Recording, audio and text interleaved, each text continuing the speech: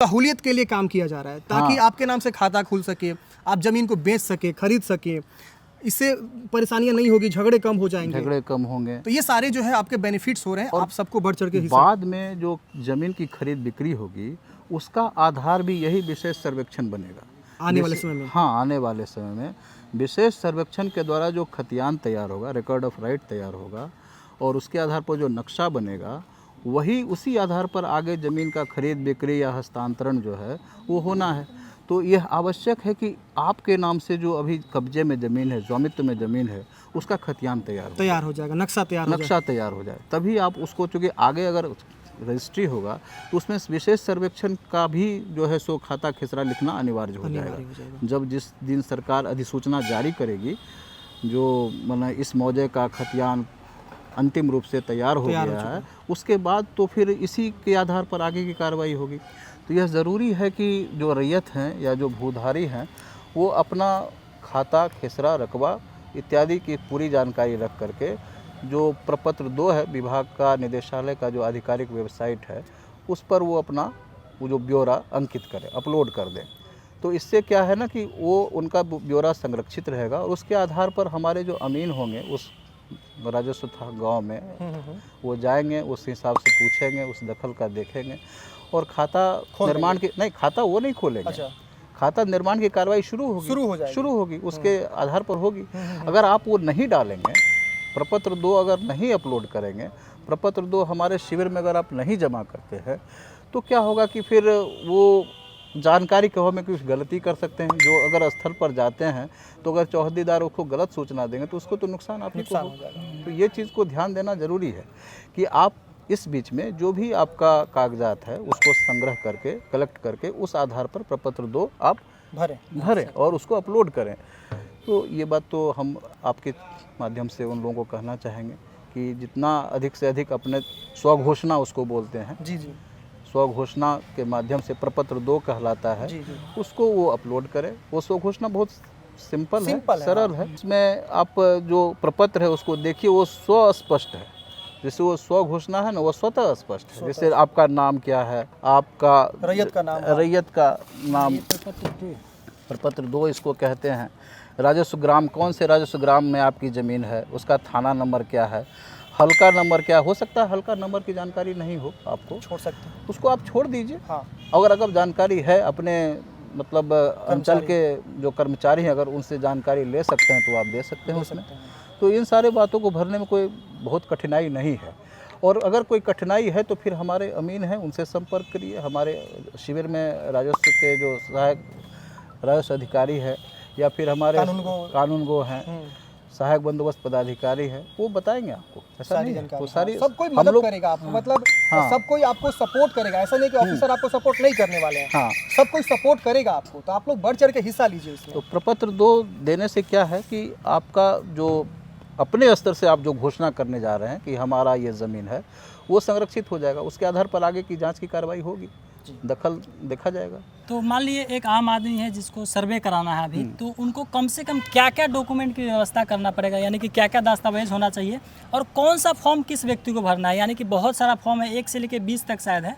उस फॉर्म में जाने की बहुत अभी ज़रूरत नहीं है। अभी एक रैयत के लिए, एक भूधारी के लिए अभी प्रपत्र 2 और 3(1) प्रपत्र 2 हुआ स्वघोषणा, जिसमें कि आपके पास जो ज़मीन है, आपके स्वामित्व में जो ज़मीन है, जो आप ज़मीन जोत कोड़ कर रहे हैं, तो उसका आप ब्यौरा दे दीजिए। ठीक है। हो सकता है कि वो ज़मीन आपके पूर्वज के नाम से हो। ठीक है। तो पूर्वज के नाम से आपके नाम तक कैसे आया ज़मीन, उसका वो आप ब्यौरा दे दीजिए। उसको वंशावली बोलते हैं, जिसको प्रपत्र 3(1) बोलेंगे हम इस नियमावली के तहत। ये 2 काम आप करना चाहिए आपको। तो ये जिन लोगों के बाबा परदादा के नाम से ज़मीन है उनके लिए प्रपत्र 3 है।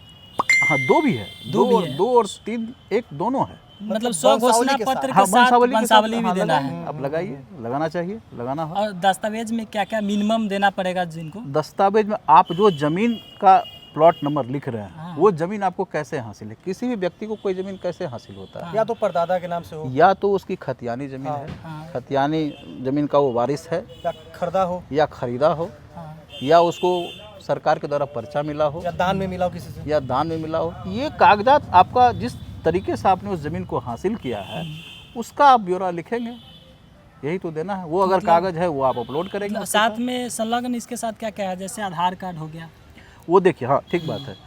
वो जो आप हस्ताक्षर करते हैं ना रैयत के रूप में, उसके साथ ही नीचे में एक कॉलम लिखा हुआ है मोबाइल नंबर और आधार नंबर। ये हमारे लिए भी मतलब अच्छा है, मतलब सर्वे के कर्मियों के लिए भी अच्छा है और रैयत के लिए भी अच्छा। बाद में आपसे संपर्क करने में हमें सहूलियत होगी। अगर कोई तरह का अगर मतलब पूछने की बात होगी या कोई आपको नोटिस दिया जाना होगा तो यह आधार कार्ड और जो मोबाइल नंबर है इसके माध्यम से हम आपको संपर्क कर सकते हैं। इसलिए ये रैयत के फ़ायदे के लिए चीज़ दिया गया है और सरकार का ऐसा निर्देश भी है, पत्र भी है, निदेशालय का इस क्रम में पत्र भी निर्गत किया गया। ये जो आधार नंबर और मोबाइल नंबर है जी, ये सभी रैयत का इसमें लगेगा या फिर किसी एक रैयत का लगेगा? देखिए आप जितने लोग आप इसमें दे रहे हैं, जो आपका ये प्रपत्र है ना, तो रैयत अगर अपना हस्ताक्षर करेगा तो अपनी भूमिका तो जो ब्यौरा दे रहा है वही ना हस्ताक्षर करेगा, वही ना आधार कार्ड देगा। जैसे हम मान लीजिए एक पिताजी का जमीन है या दादा का जमीन है, हाँ, इसमें अंश हो जाएगा 3-4 जो भी लड़का है, लिखा हुआ रैयत का नाम, हाँ, उसके कोष्ठ में दिया हुआ सह हिस्सेदारों का नाम एवं अंश अगर कोई हो तो रैयत का नाम है तो फिर रैयत का ही हस्ताक्षर होगा ना। रैयत अगर नहीं है इस दुनिया में तो रैयत नहीं है तो फिर कोई आवेदक होगा ना, उसका वारिस हाँ, होगा। आवेदक वारिस होगा, तो वहाँ पे 3-4 वारिस हो सकता है। उनके 3-4 लड़का है, तो क्या तीनों चारों को हस्ताक्षर करना होगा या किसी एक को करना अगर है? संयुक्त है, अगर जमाबंदी खाता संयुक्त खोले जाना है हाँ। तो चारों का हस्ताक्षर हो तो और बेहतर है। अच्छा, अगर अलग अलग खाता खोलना है तो अलग अलग फॉर्म भरना होगा। एक और इसमें सवाल है कि ये राजस्व ग्राम जो है, जैसे एक जमीन जहाँ पे है वहाँ का ये राजस्व ग्राम हो गया, अगर हमारा अलग अलग राजस्व मतलब अलग अलग गांव में जमीन है तो क्या हमें अलग अलग फॉर्म भरना होगा? बिल्कुल, मौजावार भरना है ना, मतलब अलग अलग ये प्रपत्र भरना होगा। हाँ, क्यों नहीं भरिएगा? उस मौजा का होगा ना। ये देखिए, जो भी सर्वे की जो इकाई है, जो सर्वे हम लोग करते हैं वो किसी उसका यूनिट है मौजा, जिसको राजस्व ग्राम बोलते हैं, उसी के आलोक में आगे प्रपत्र 20 तक कार्रवाई चलती है। हम मौजा को लेकर ही चलते हैं। अच्छा, हम मौजे को लेकर ही, मौजे में उद्घोषणा हुआ कि नहीं, मौजे में कितने प्रपत्र दो हमें प्राप्त हुए, मौजे में उस राजस्व ग्राम में हमें कितने, तो ये हमारा जो काम का जो इकाई है, काम का जो आधार है वो मौजा ही है। हम जो अगर अंत में फाइनल जो पब्लिश होगा वो भी मौजा बार ही पब्लिश होता है, प्रकाशित होता है। इसलिए उनको सारे, इसलिए जो भी जानकारी किसी को देना होगा तो मौजा ही उसका आधार बनेगा। मतलब आपको अलग अलग फॉर्म भरना होगा, अलग अलग गांव में जमीन है, अलग अलग मौजे में आपकी जमीन है, अलग अलग राजस्व ग्राम में जमीन है, तो राजस्व ग्राम वार ही ये तैयार होगा ना, तैयार होगा। जैसे अलग अलग भाई अलग खाता खुलाना है तो उनको अलग अलग इस तरह के शपथ पत्र जमा करना होगा क्या? अलग खाता खुलाना है तो अलग ही करेंगे, ऐसे क्या है। अगर संलग्न करना है तो एक ही फॉर्म से काम चल जाएगा। चलिए अब दिलीप सर कुछ सवाल आपसे करेंगे, बताइए। सर एक क्वेश्चन आया हुआ है कि परदादा के नाम से जमीन है और पिता के जिंदा होते हुए पुत्र के नाम से जमीन हो सकता है। जैसे परदादा का उनका जमीन है और उसके पिताजी मतलब अभी नाती जो है ये फॉर्म भर रहा है, पोता फॉर्म भर रहा है, हाँ ठीक है, और उसके पिताजी जिंदा हैं, दादा मर चुके हैं, तो वो कैसे? पोते के नाम से खाता नहीं खुलेगा। हाँ, पोते के नाम से खाता नहीं खुलेगा क्योंकि जीवित बाप है तो। हाँ, पोते के नाम से खाता नहीं, मतलब जीवित, जीवित पिता। अगर परदादा का देहांत हो चुका है तो फिर खाता उनके जीवित पिता के नाम से खुलेगा। अगर उसके पुत्र भी हैं तो पुत्र का खाता अभी नहीं खुलेगा। अगर वो चाहे कि नहीं हम बंटवारा करा लें, पिताजी से लिखवा लें, अपने नाम करवा लें, तो ऐसा हो सकता है? तो कराएंगे, बंटवारा कैसा है वो देखने की चीज़ है, कैसा वो नियमता है कि जैसे मान लीजिए कोई एक पिता है जिनके 4 पुत्र हैं, चारों मान लीजिए एजगर हो चुके हैं 50 साल, पिताजी भी जिंदा हैं, तो चारों के पास मान लीजिए 10 कट्ठा जमीन है, तो 2.5 कट्ठा जमीन हुआ उनका चारों के नाम से। तो 2.5 कट्ठा जब जमीन हुआ, 10 कट्ठा जमीन है, तो 2.5 कट्ठा अपने नाम से करना चाहते हैं, क्योंकि जब भी आगे कहीं कुछ करना हो रहा है तो उनको दिक्कत हो रही है, लोन लेने में दिक्कत। आपको जो दावा करना है उससे मुताबिक आप कागजात बना करके दीजिए, उस कागजात की जांच होगी। अच्छा, ऐसा नहीं है कि आप अपने मन से जो कुछ कर लिए वो फिर उस तरह से आपका हिस्सा या खाता खुल जाएगा। अच्छा, उसका वो उसको देखा जाएगा कि भाई किस तरह से वो बंटवारा नामा हुआ है, अच्छा, तो वो तो देखना होगा ना। हाँ, वो तो हाँ। देखना चाहिए। बंटवारा सचिव के पास या कहीं जा रहे हैं तो बहुत ज़्यादा पैसे की डिमांड हो रही है कि वंशावली वंशावली बनाने के बनवाने लिए। में, ऐसा कुछ नहीं नहीं, ऐसी कोई आवश्यकता नहीं है। आप अभी तत्काल उसको खुद से ही भर दें, भरिए, खुद से ही भरिए। खुद से ही भरिए, खुद से ही वंशावली तैयार करिए, कहीं आपको कहीं पैसे देने की आवश्यकता नहीं है, बिल्कुल जो है ये आसान है, आपको कहीं किसी से दूसरे से डॉक्यूमेंट्स बनाने की आवश्यकता है ये नहीं है, आप खुद से ही सारा फॉर्म भरिए, सेल्फ डिक्लेरेशन करिए, सब चीज़ करिए और उसको ही सबमिट करना है आपको सर्वेक्षण कार्यालय में। अब दोस्तों काफ़ी सारा आप लोगों का सवाल है कि आपके पास कोई भी ज़मीन का कागजात नहीं है, मतलब कि कुछ नहीं है आपके पास, आपका ज़मीन है, तो उस परिस्थिति में आपको सर्वे कैसे कराना है, सर के द्वारा समझते हैं हम। देखिए, अगर किसी के पास कोई कागज़ नहीं है तो उस व्यक्ति के पास उस ज़मीन का कागज़ नहीं है, लेकिन उस ज़मीन से जुड़े हुए बहुत सारे लोग होते हैं। जैसे कि उसने किससे हासिल किया, जिससे किसे खरीदा, किससे वो ज़मीन खरीदा, हाँ, उससे वो जानकारी ले सकते हैं। और उसका मान लीजिए अगर खतियानी ज़मीन है, उसका खतियान नहीं है उसके पास, उसके किसी पट्टीदार के पास खतियान होगा, कागज़ होगा। तो इन सारे कागजात के आधार पर आप कागज़ अपना तलाश कर सकते हैं। लेकिन इतनी बात मैं बताना चाहता हूँ कि यदि कागज़ नहीं है तो कभी जैसा आप लोगों के द्वारा बताया जा रहा है, या भ्रांति भी मुझे जानकारी में आई है कि ज़मीन सरकारी हो जाएगी, ये गलत है। हाँ, ये नोट करने वाली बात हाँ, सर ये बताया है गलत है कि आप लोग सोच रहे हैं कि ज़मीन का कागज़ नहीं है तो वो सरकारी हो जाएगा, ऐसा नहीं है, आप बिल्कुल घबराना नहीं है। हाँ, अगर ज़मीन की कागज़ आपको, अगर ज़मीन रैयती खाते की है और किसी कारणवश आप कागज़ नहीं दिखला पा रहे हैं, तो अगर लोगों के द्वारा क्षेत्र में यह भ्रांति है या कुछ लोग कह रहे हैं गलत कि ज़मीन सरकारी हो जाएगी, ये ऐसा नहीं है, ये गलत सर्वे होगा कैसे भी हो। अगर हम ज़मीन को सरकारी कर दें, रैयती ज़मीन की सरकारी, तो हम करेंगे नहीं, कैसे करेंगे? नहीं कर सही बात। नहीं कर पाएंगे, ऐसी बात नहीं है। लेकिन अगर कोई विशेष परिस्थिति में अगर कोई संपत्ति शत्रु संपत्ति है, कोई अपना ही ज़मीन को छोड़ करके कहीं दूसरे देश में चला गया और उस देश से हमारा जो है तो ये मतलब ये डिस्कशन की बात नहीं है, तो उस तरह के ज़मीन को सरकार अपने खाते में लेती है।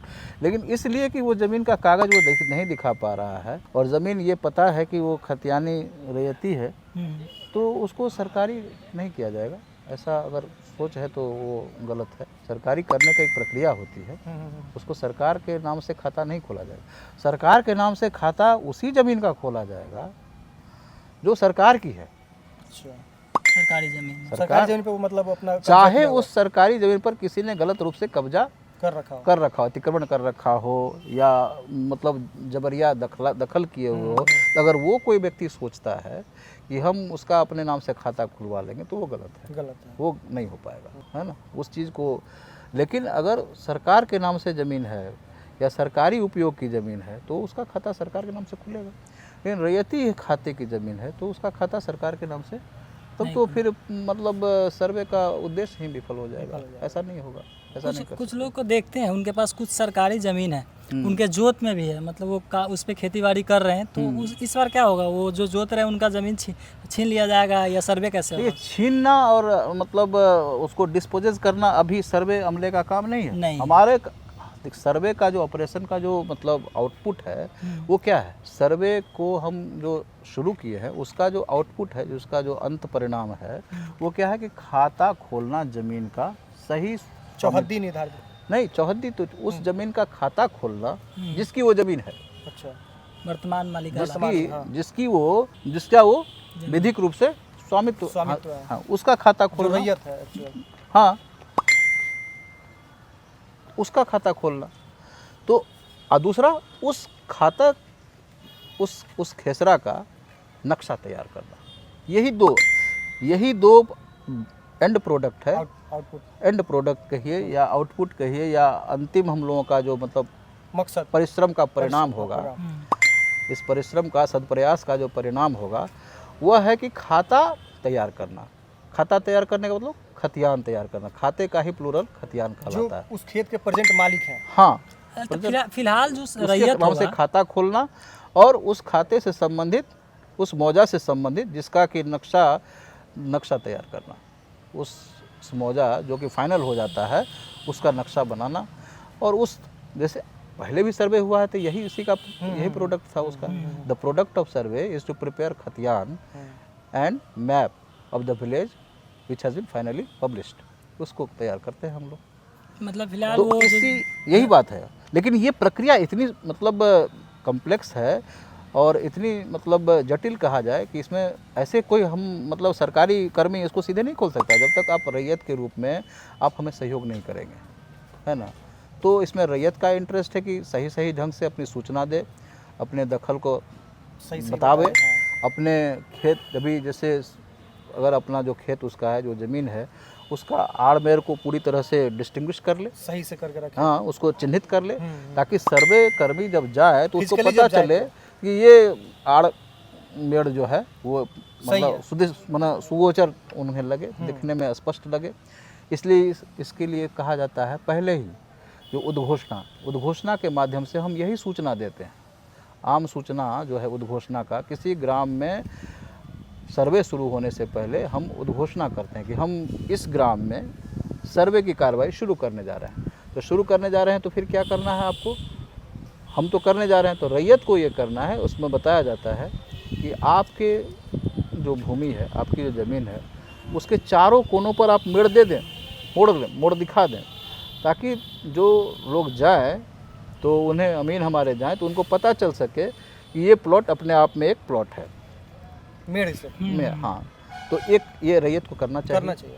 और दूसरी बात कि रैयत अगर जाते हैं, माना अमीन हमारे जाते हैं, तो उन्हें सहयोग करें ऐसा, और उनको हमारे सर्वे अमला को ये अधिकार सरकार उस उद्घोषणा के माध्यम से दी है कि अगर सर्वे के लिहाज से किसी तरह का आड़ी झाड़ पेड़ को अगर कटवाना आवश्यक और उनको लगता है तो ऐसा फसल हो प्रॉब्लम, मतलब अगर कोई सर्वे के प्रयोजनार्थ, सर्वे के लिए अगर किसी को बाधा को कुछ हटाना चाहते हैं तो वो उनको इसके लिए वो अधिकृत है, हटा सकता है। हाँ हटा वो है उनको इस तरह।